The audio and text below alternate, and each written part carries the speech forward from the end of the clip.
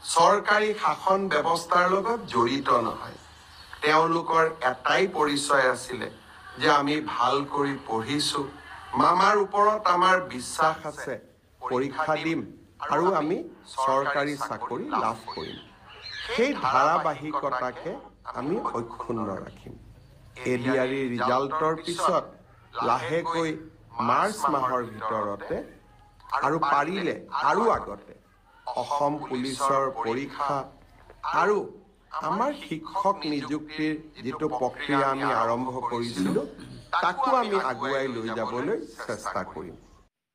ফ্ৰেণ্ডসকল, সকলোৱে শুনা পাইছে যে যিসকলে এডিআৰই এক্সাম দিছিলে সেইসকলৰ ৰিজাল্ট অতি শীঘ্ৰেই অনুষ্ঠিত ৰিজাল্ট ডিক্লেয়াৰ হ'ব বুলি মুখ্যমন্ত্ৰী মহোদয়ে ঘোষণা কৰিছে। আৰু সেই ৰিজাল্টৰ পিছতে অসম পুলিচৰ যি ৰিটেন এক্সাম অনুষ্ঠিত হৈছে, যিসকলে পাছ কৰি ফিজিকেল টেষ্ট অপেক্ষা কৰি আছে ৰিটেন এক্সামলৈ, ৰিটেন এক্সামো অতি শীঘ্ৰে অনুষ্ঠিত হ'ব বুলি মুখ্যমন্ত্ৰী মহোদয়ে কৈছে। আৰু যিসকলে অসম পুলিচৰ ড্ৰাইভাৰৰ পদত এপ্লাই কৰিছিলে সেইসকলৰো, যিসকলে ফিজিকেল পাছ কৰিলে সেইসকলৰ স্কিল টেষ্টটো অনুষ্ঠিত হ'ব অতি শীঘ্ৰে। আৰু অসম টেটৰ যি নিযুক্তি আছে সেই নিযুক্তিও অতি শীঘ্ৰে হ'ব বুলি মুখ্যমন্ত্ৰী মহোদয়ে ঘোষণা কৰিছে।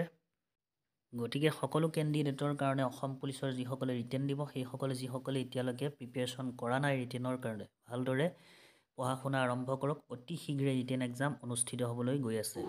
চৰকাৰী শাসন ব্যৱস্থাৰ লগত জড়িত নহয়।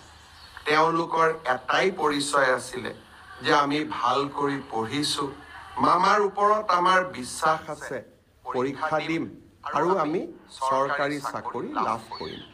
সেই ধাৰাবাহিকতাকে আমি অক্ষুণ্ণ ৰাখিম। এডিআৰই ৰিজাল্টৰ পিছত লাহেকৈ মাৰ্চ মাহৰ ভিতৰতে আৰু পাৰিলে আৰু আগতে অসম পুলিচৰ পৰীক্ষা আৰু আমাৰ শিক্ষক নিযুক্তিৰ যিটো প্ৰক্ৰিয়া আমি আৰম্ভ কৰিছিলোঁ তাকো আমি আগুৱাই লৈ যাবলৈ চেষ্টা কৰিম।